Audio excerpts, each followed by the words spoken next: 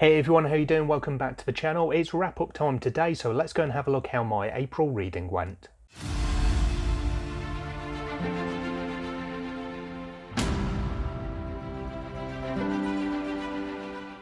So I hope your April reading went quite well. Mine was a little bit up and down, but I think it was good overall when I look back at it. I read 5 books plus a novella, plus there was a DNF in there. So I'll start off with the stats as usual, where in these the DNF isn't included whatsoever, and the novella is excluded from the average page count stats because it does skew the data in that category. So as usual, there'll be timestamps down below if you want to skip the stats and go straight to the books, find out first of all what the DNF for the month was, you can do so there. So for April, those 5 books and a novella give me a total page count of 3,205, and it's an average page count of 609 because I had a couple of big chunkers. The average rating that I gave these 5 books and for the novella was 4.10. So for the year to date, that takes the total page count to 13,710, the average to 565 pages, and the average rating to 4.18. As far as my series stats go, I didn't start any new series last month, so that figure is still sitting at 5. I haven't finished any series yet this year. I will get to some at some point, but we're still on a 0 for that one. And the series that I've decided that I'm not going to continue with is now up to 3. For the ongoing series then, I'm now up to 32. I did make a mistake on last month's stats because I hadn't updated one of the tabs on my spreadsheet, so that should have been 32 from last month and not changing, so it's the same number for this month. And then finally, the day since the last 5-star read is sitting pretty at 1 day because I did finish a book yesterday that I gave 5 stars to. Alright, so when we're talking about the books, as usual, when there is one, I'll start off with the DNF and the rest of them I'll go in chronological order. So the book that I decided to put down before finishing this month was The Return of the Knights by Gregory Contaxis. Now this is maybe a bit of a harsh one. I was kind of enjoying the story. I do want to know where the story goes, but I wasn't getting on with the writing style in here. It was just jumping around a little bit too much for me, and I don't mean kind of scene to scene, but it's more it was just jumping to almost to conclusions, I guess. It was moving forward a little bit too quickly without any real kind of groundwork being done, for my tastes at least. So in here we're dealing with plenty of war and plenty of factions, and we've got a city which is basically sacked right at the start, and then the survivors of the battle from that city go to the capital and they're in discussion with the Queen and they're deciding what they're going to do next. And then we've got this young lad who turns up out of nowhere, and he is a knight. There hasn't been a new knight for a long time because of plot reasons, so I'm not going to go into those, but he has been trained by one of the last surviving Grand Masters who everybody thought was dead. And he is probably the biggest problem that I have with this book, because he's, I think, about 20. He's been raised in this village, he's cut off from everyone, he shouldn't know what's going on or anything along those lines, but he somehow does know absolutely everything about this war, about the players, about where they currently are, what they're going to do next, and he's got all of the plans and he knows exactly what to do at what time and what other people will do in response, and it's all just a little bit too easy and I wasn't really getting on with it. The writing itself I had a few little issues with, but it was mostly storyline and just the kind of planning that put me off this one. It does feel like it's a bit a Song of Ice and Fire, but without, as I mentioned before, all of the groundwork for it. So you've got all of these kind of families that are battling to take control of this kingdom, but it all just starts right on page 1. There is so much and there are so many names mentioned in the opening, sort of 5, 10, 15 pages, and it was just a little bit too much for me. So this one, although as I say, I am interested in the story and I did want to see how it all played out, I just wasn't getting on with it enough and it was taking me too long to get through it, so I decided it was time to put it down. So then we move on to the books that I did finish in April, and I'll go through in order from start to the end of the month. And the first book that I picked up, as is becoming routine now, is my next book in The Expanse, where I'm buddy reading the whole series with Nina. So we were up to, in April, book 4, which was Cibola Burn. And this one I was kind of a little bit conflicted on because the kind of corresponding series in the TV show, which I really enjoyed the show overall, I didn't like this series quite as much. and yet somehow I really did quite enjoy the book, so that's definitely a plus point.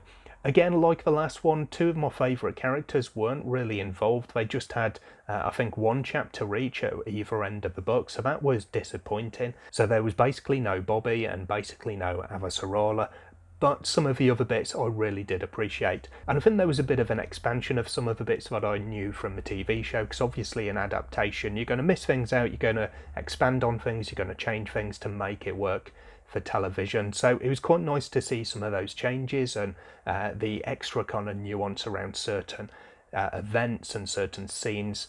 So overall, it was a good experience. I am definitely enjoying my journey through the Expanse series, and I'm looking forward to Nemesis games coming up in May. So this one was one of my favourites of the series. I thought book 3 was maybe a little bit kind of down from the previous that I'd read, but this one was back up again, and I've heard that they do get better from here as well, so I'm hoping I'm going to experience that and I'm going to have that same kind of reaction. Cibola Burn then for book 4, I did give 4 stars to. Definitely enjoyed it. Looking forward to the next one and hoping to, as I say, go onwards and upwards from there. Next up on my list was one of my SPF BO8 finalists. This was Tethered Spirits, book 1 of The Curse of Shavala by T.A. Hernandez. Out of all of them, this was one of the ones that I hadn't picked up for myself but was interested in reading. I thought it sounded like it could suit me quite nicely. It was a bit like much of my reading overall this month. It was a bit hit and miss, if I'm honest. So I enjoyed various aspects of the book. I enjoyed essentially the title aspect, the Tethered Spirits. So you've got people who are mages, essentially. When they die, they can be tethered to somebody. So you've got various people who are walking around with essentially the spirit of a mage kind of bonded to them, and it helps them. They draw their magic from that spirit. So that was a really interesting concept, and there were some good scenes where you saw that play out and you saw how that bond worked, and I quite liked exploring that. So the series title is Curse of Shavala, and the first, 60, maybe a bit more percent of the book does involve one of the main characters having a curse. He dies, but he doesn't die. So anytime he's killed, he's basically overnight, he's brought back to the world of the living. The issue with that is he can't remember a thing, so he doesn't know who he is, who any of his companions are, what he's doing. It's total amnesia. So they have various things that his companions do. He's written something down, they get him to write a certain phrase and then compare the handwriting so he knows that the message is coming from himself when he reads basically what things are going on. So there are little things they can do to try and combat this as much as possible, and of course trying to keep him alive stops the need for that in the first place. But they're going basically to try and find out what this curse is and ultimately to stop it. And unfortunately for me, although I thought it was quite interesting, some of the characters were interesting, once we got to a certain part in the book, it's a bit difficult to say this without spoiling it, so I do apologise, but we basically came to the conclusion of that storyline, and I just wasn't invested in the next storyline that took us through to the end of the book. So it was kind of, I'm interested in this, now you've taken that away, you've not replaced it with anything that interests me. So overall, I thought the world was okay. As I say, I like the magic and the whole tethered spirits kind of aspect of it. I didn't really like the overall plot, and the characters were okay, but not necessarily fantastic. So it was a little bit disappointing overall. I didn't give this one a star rating because it was one of the finalists that I wouldn't have picked up on my own. I might have, but I picked it up without it being of my own volition because I was reading these for Cassidy's alternate SPF BO final. So because I didn't want to potentially have an adverse effect on the rating of any of these books if I didn't like them but I wouldn't normally have read them, I thought it would be unfair of me to give a rating on Goodreads or any other review site. So no rating for this one, but overall it wasn't my favourite of the competition, and it definitely wasn't my favourite book of the month. That accolade does go to the next book I had though, which was The Shadowgate, Book 2 of Dragon Spirits by L.L. McRae. So if you know me, you've seen some of my videos, you know that I love some self-pub, I love epic fantasy. I really enjoyed the novella, The Citrine Key, and the first book in this series, The Iron Crown. I won't talk about it too much because I do have a dedicated review for this, which you can find in the cards in the top corner there. But I did really have a good time with this. I loved the expansion of the world, the dragon spirits themselves, the characters, the development that they had was a really good journey for me to be along for the ride on. I loved so much about this book, and I really appreciate the continuation of the series, the way that it builds on everything that we got from book one, but just makes it a little bit better because you're getting more of what you've already enjoyed. So I think the main thing for me here was the dragons. I really just love the different take that we've got on the dragons. I am a dragon fan in general, but I find that sometimes they're just a bit kind of stale and boring because we've seen it all before. And here we've got something different, and I really appreciate that. And it's one of my favourite aspects of the story.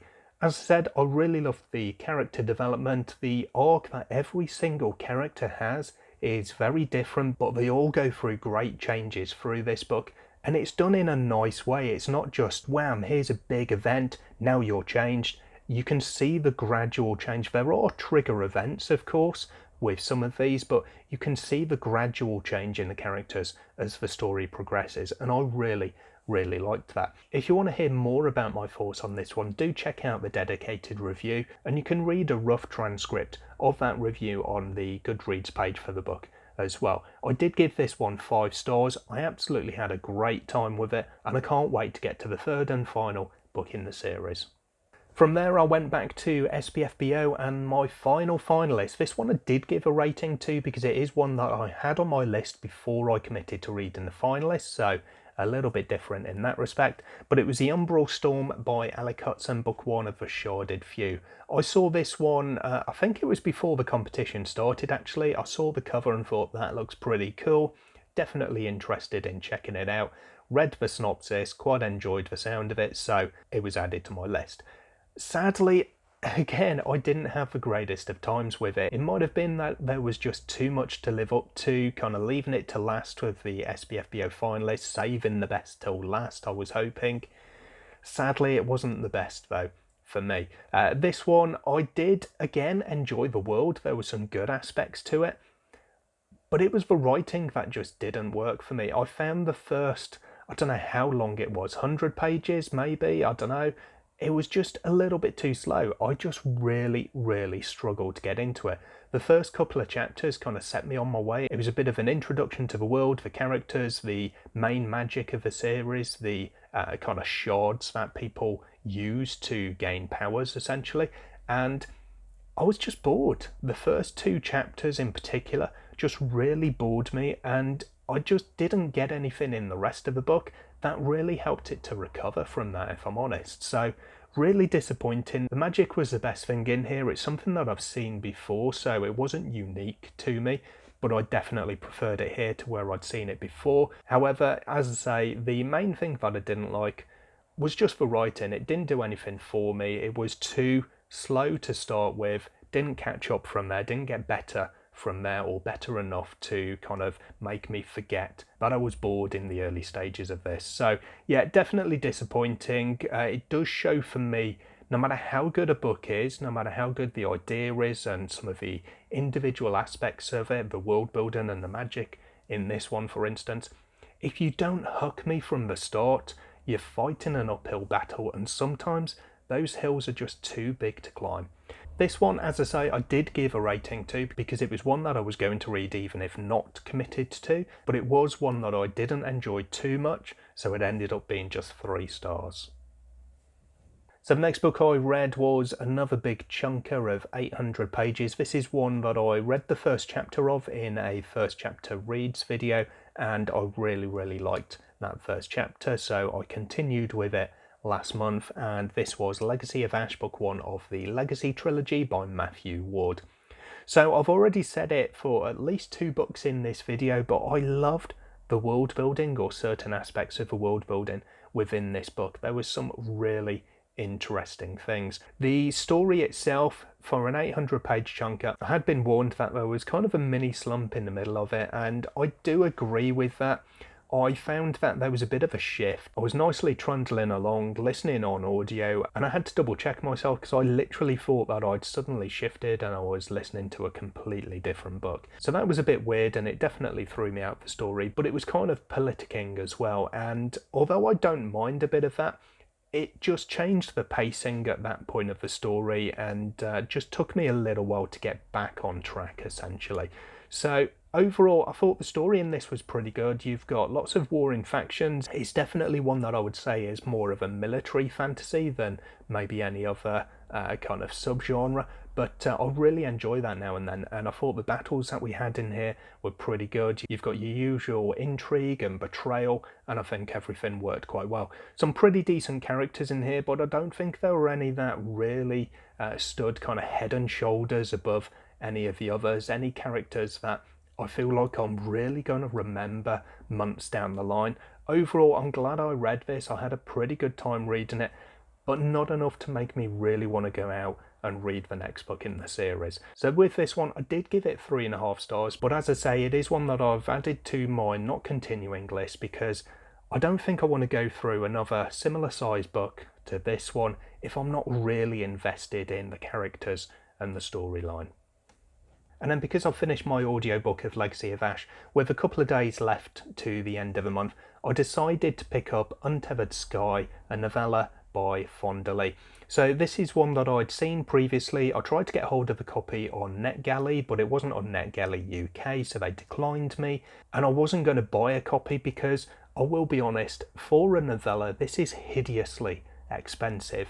In the UK, I think it's about £18 for a physical copy, or £9 for a Kindle copy of a 160-page novella. And I'm not going to pay that when I can buy a full-length chunker like this for similar or even smaller price point in both formats. So a little bit disappointing there. I thought I was going to miss out, but then I saw it was available on audio. I've got Audible credits, so I listened to it, and I'm glad I did because I had a great time with it. It was really interesting, good narration, good story, characters, world, the whole shebang. So with this story, there's no real magic to the world. We've got quite a vast kind of kingdom, I guess, and you've got manticores roaming around the countryside, killing people, eating people, stealing them away in the night, and so forth.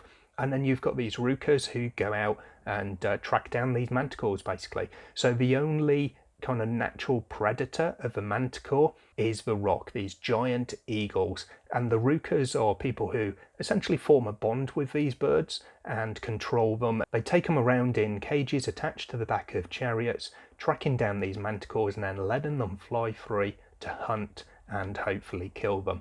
And we focus on one particular Rooka and her progression from apprentice, essentially just starting out, first bonding with her rock and following their story to a point where they've got a good working relationship and they're out in the world hunting down manticores. And it was just a really nice story. It was well written. As I say, I liked the characters and the idea behind it. I liked the overall world, and I would definitely like to read more of this. If there was a full-length novel, I'd be there for it. If you can get hold of a copy of this one, it is one that I definitely recommend because I had a great time listening to it.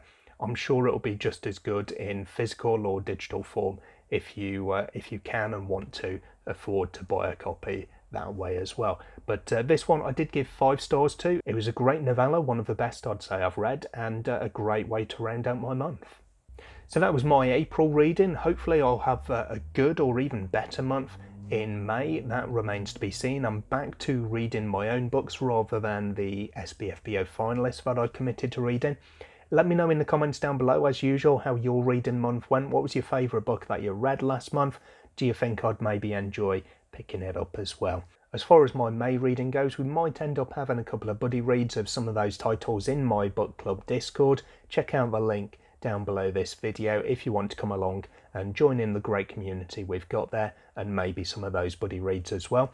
I'll hopefully see you in the next video sometime soon, but until then, as always, take care of yourselves, read some good books. Bye for now.